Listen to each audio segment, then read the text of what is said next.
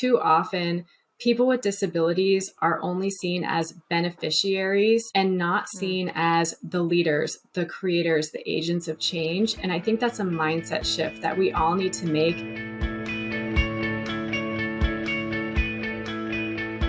Welcome back, everyone, to part 2 with Margaux Joffe. Margaux, thank you for joining me for this exciting conversation. Yes, we had so much to talk about. We made it into 2 parts. Yes, and I'm really excited to dive into the funding side of things because we talked a lot about what fundraisers and organizations can do to support neurodivergence. But one of the things that struck me in our very first conversation was around the ways that funding in particular, the way it's given and granted, and the process to have it awarded are not set up in accessible ways. And so before we dive into that and get more specific, can we talk a little bit first about the overarching diversity and inclusion conversation and the role that people with disabilities need to be occupying, or the consciousness around their needs need to be a part of that conversation that they've been oftentimes left out of? Yes. And I love that you're making space on your podcast to get into this topic of accessibility in the process of even accessing and getting funds. So disability has oftentimes been left out of the broader diversity and inclusion conversation. And there's this idea that disability, it's too niche, which doesn't make any sense to me because there's over 1 billion people in the world who live with some type of disability. And in the United States, 61 million Americans, 1 in 3 US households have at least one family member with a disability. So this is not a niche topic. People with disabilities, it's a large and valuable segment of our communities, of our customers in the world all around us. And so accessibility, it's not a luxury. It's not an exercise of charity. It's not just let's check the box for compliance. Thinking about accessibility is essential for all organizations when they're thinking about their products, their services, how they are interfacing with the public, with their customers. And so accessibility is making sure something is accessible and usable for everyone, including people with disabilities. That means people that are deaf or hard of hearing, blind or low vision, people that have mobility impairments, if they're wheelchair users, or they have cognitive disabilities, neurodivergent conditions. Disability is also very diverse. There's many different types of disabilities. Some are apparent, some are non-apparent, and disability can be acquired at any point in your life. You can be born with a disability or you can acquire a disability.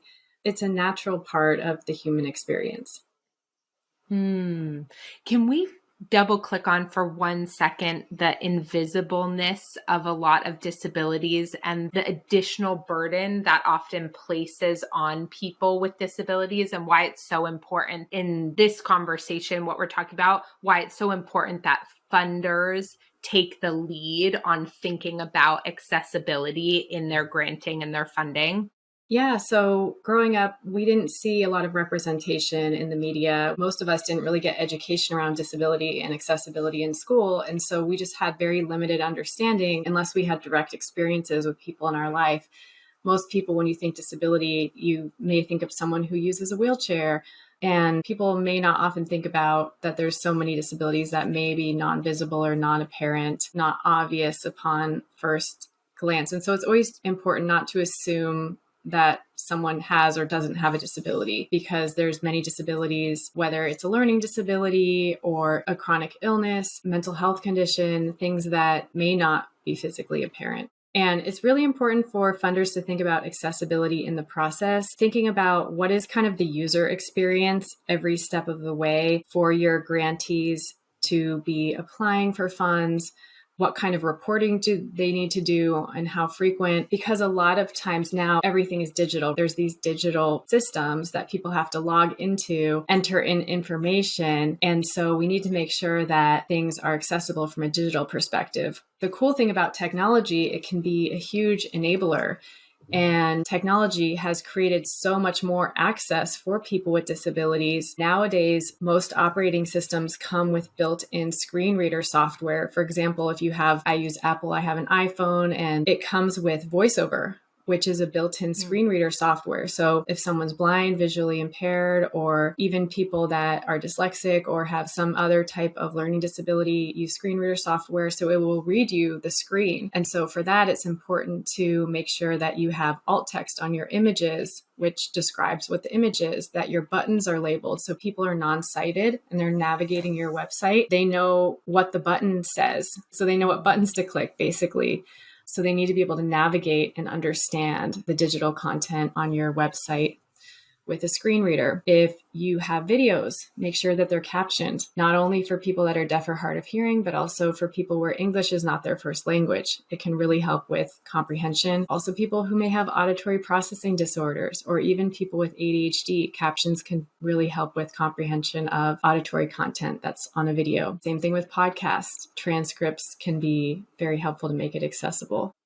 You said something, I don't know if this relates at all to neurodivergence, but I'm thinking about all of the elements of funding, grant writing, getting funds approved, and then ultimately managing, being awarded, and all the steps of the process. And we can talk about some of those sequencing pieces in particular, or things that funders might be able to do to help with sort of prompting and things like that. I'm also wondering about word count.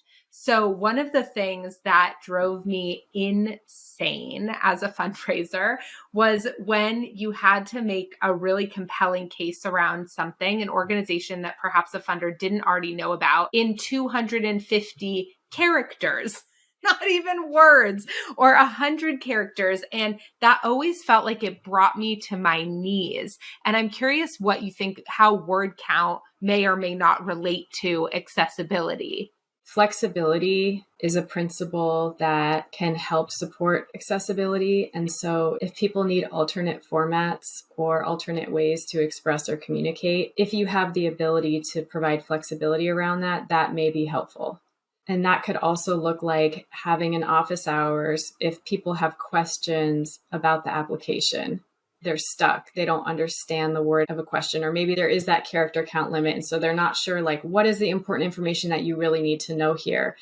And this is just one example of an idea of like having an office hours where you can answer questions. And then once you know what those FAQs are, you can either then go and iterate and revise your templates accordingly, or have an FAQs on your website so people can find the answers to their questions. Coming from tech, we talk a lot about finding and removing friction in the user experience to make it more intuitive, to make it more understandable. And those same principles can be applied with any process where you have a digital process where people have to make an application and input information. How can we make it more intuitive? How can we create avenues for people to give feedback about areas they're confused about, so then we can try and clear up the confusion and make it more clear?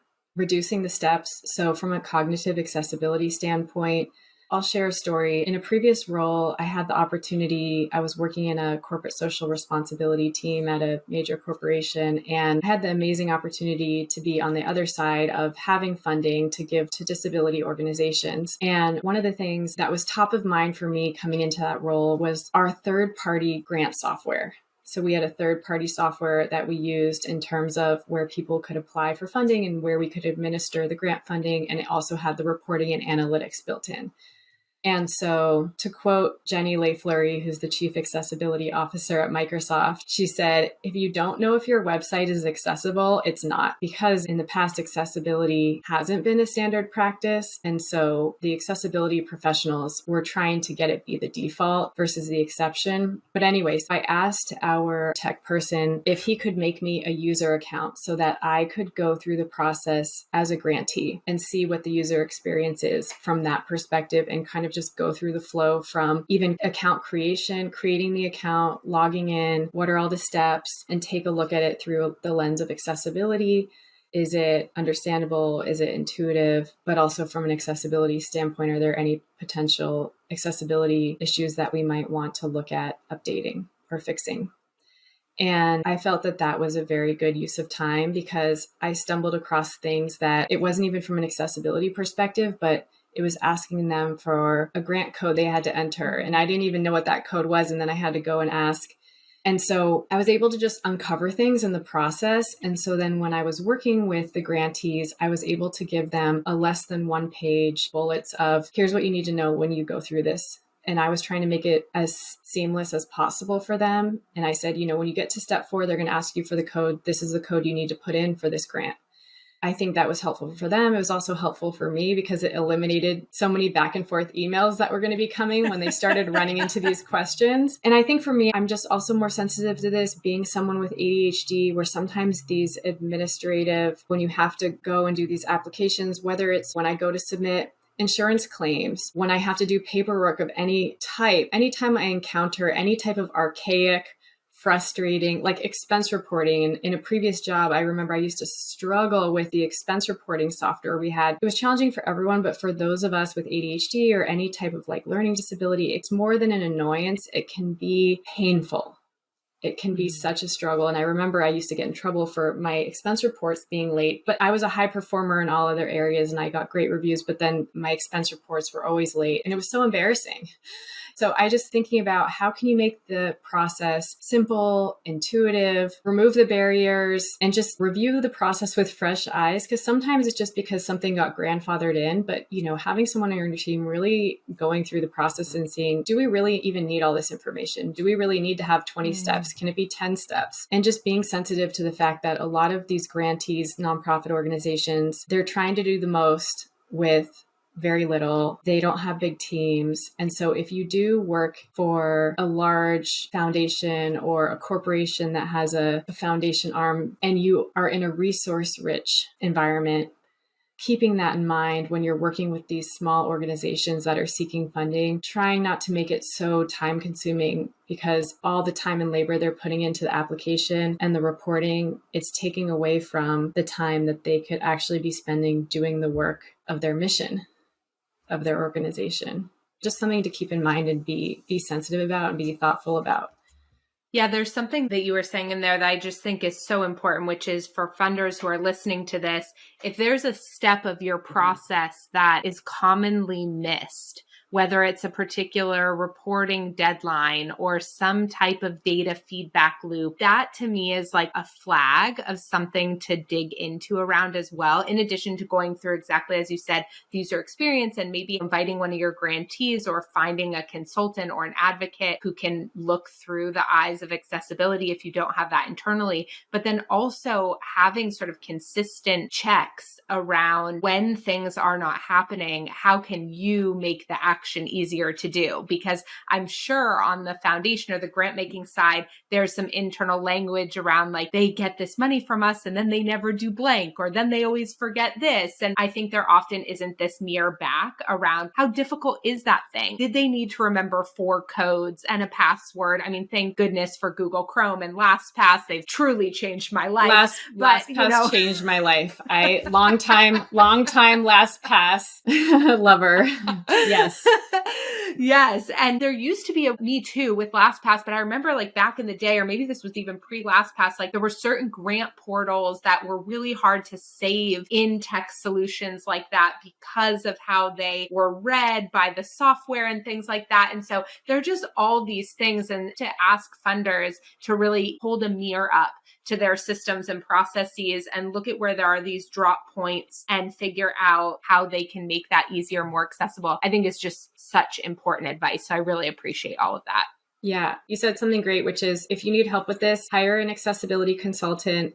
There's industry standard guidelines out there about accessibility. This isn't something you need to figure out. The Web Content Accessibility Guidelines, otherwise referred to as WCAG. Right now it's 2.1 and there's different levels of conformance, A, AA, AAA, but there's organizations like Nobility, Levant Consulting. There's many accessibility consultants and organizations out there that they can simply go and log in and review your system and then give you recommendations on how you can update it to make it more accessible so that anyone with a disability and just anyone in general can use it. And this is really important because I think too often people with disabilities are only seen as beneficiaries and not seen as the leaders, the creators, the agents of change. And I think that's a mindset shift that we all need to make when we think about disability and people with disabilities, not only thinking about them in the box of, oh, well, these are the people we're helping, these are the beneficiaries of the organization, but actually understanding that people with disabilities are also working in our companies, they're working in our organizations, they're leading, they're visionaries. And so we need to make sure that the people with disabilities that are working within these nonprofits or organizations are able to use these systems and submit the applications just like everyone else. Yes. You mentioned this in part one a little bit around how do we ensure inside a sector like the nonprofit sector that our outsides match our insides, that the things that we say we care about and the values that we hold and the issues that we're working on, we're also integrating that into the process and operations and systems inside the sector itself. And if this sector wants to be a sector that not only has hundreds of thousands of organizations working on different disability issues across the world, but also wants to be a sector that supports the leadership of and participation of people with disabilities, then leadership in this area is really important from the funding community. Definitely. And if you have an organization that is giving the funds, making sure that accessibility is something that is prioritized, especially in your procurement process and requirements. When you are procuring a third-party fundraising or grant-making software that you're going to use for your organization, making sure that accessibility, just like security and data privacy, making sure that that is a requirement at the top of the list, because that is going to continue to incentivize vendors to prioritize it as well. And there's this amazing initiative actually called Procure Access, where a lot of the leading tech companies have come together with a call to action around making sure accessibility is prioritized in the procurement process. If you're working at a large fund or foundation, you have the money, and making sure if you're procuring third-party technology that it's accessible, and bringing in a consultant if you need support with verifying that. And also just don't take someone's word if they say, oh, yes, our stuff is accessible, because sometimes they say that and then it's not. You have to trust but verify. And then if you are listening to this podcast and you are a vendor that makes this type of software, prioritize accessibility, because it's the future. More and more companies are prioritizing it. More and more companies are asking about accessibility of digital platforms. And so it's the future. So it's better to be proactive versus reactive. Yeah, I'm really glad you said that. We could do a whole third segment on nonprofit technology, but I think so much about fundraiser enablement and the fact that there's so many different systems and tech solutions and processes that sort of touch the fundraiser or the fundraiser touches. And each of them has their own user experience issues, whether they are archaic grant application systems or relationship management software, contact management software that's really geared towards the donor experience, not the fundraiser's use of it. There's so many different elements to this. And I think the more and more we are thinking about accessibility across the platform, inside the platform, that is really going to lead to, in my opinion, watershed moments in terms of moving money into this sector, because we have long talked about unlocking generosity being about unlocking donors. And I think it's about unlocking fundraisers, that giving is a response behavior, and fundraisers, in order to enable and support them to be prompting in the right ways and inviting donors more and more into the fabric of their organizations and their communities, if we can actually make that more accessible and make that more user-friendly, I think the downstream impact is tremendous. So thank you for adding that in there. I don't know if this is like relevant at all, but something that we see a lot in the ADHD community is a lot of people struggle with filing their taxes, and a lot of people with ADHD leave like a lot of money on the table when it comes to even their personal life. I had one woman who we worked with in our ADHD program. She had several thousands of dollars that she was entitled to for medical reimbursements for claims that she had to submit. But the process to all the paperwork required to submit the claims, she hadn't done it. And she was at a point where she was like, the amount of headache and work and time it's going to take me to do these claims, I don't even want to do it, even though I know that there's several $1,000s that I could get back, because it just felt so overwhelming and inaccessible to her. It just really came to mind thinking about sometimes these processes and all the hoops people have to jump through just to access a reimbursement or access money or access a grant. I personally heard about a grant. Someone sent me that it was a $5,000 grant and it fit what my business was doing. And so then I went on to look at the application. I was like, no, because the amount of time I'm going to have to spend even figuring this out and submitting this application, it's not even worth $5,000 to me. I have had similar experiences. I think there are a lot of things that come to play in those moments. And I think the question that you asked earlier is really the important one, which is like having that moment of self-reflection around, is this really needed? Like, we're asked a lot to think about the minimal viable product. And I would push back on funders to think about what's the minimal viable information that you could ask for that would give you the answers that you need to make a decision.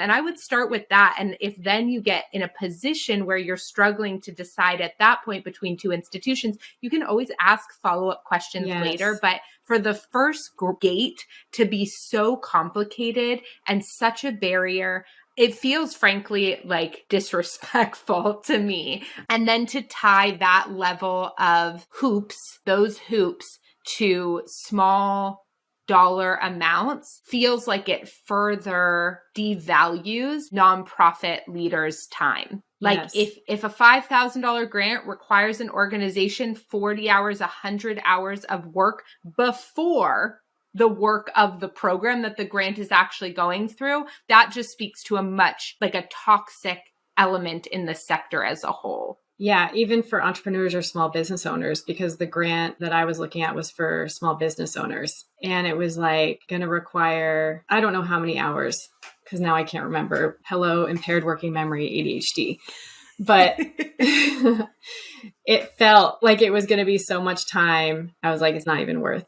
It's not a guaranteed 5K. It's a potential, who knows how many people are going to apply and what are even the chances that I'm going to get this funding. Exactly. And so I think there's a lot of work to be done. But I think even in nonprofit leaders having awareness, like I think you and I both have an awareness around our ADHD and what we need to thrive and what we need to feel and what's going to be too many hoops for us. So we can make those decisions when we first get to that page. Something that used to happen to me a lot before I really had more of a handle on my ADHD and understood more about it. I would get to the page, I would start, and then I would hit my barriers, but I would have felt like I already invested so much time. Then there was the sunk cost that I didn't want to let go of, and I would keep going. And so for nonprofit leaders or fundraisers who are hearing this, like there is some evaluation that you all also need to do at the very beginning around the whole process to really make a decision. And then for funders, I think you need to think critically about the reason why you have so many hoops and if they're necessary, because what you're actually trying to do is limit the amount of people who actually apply.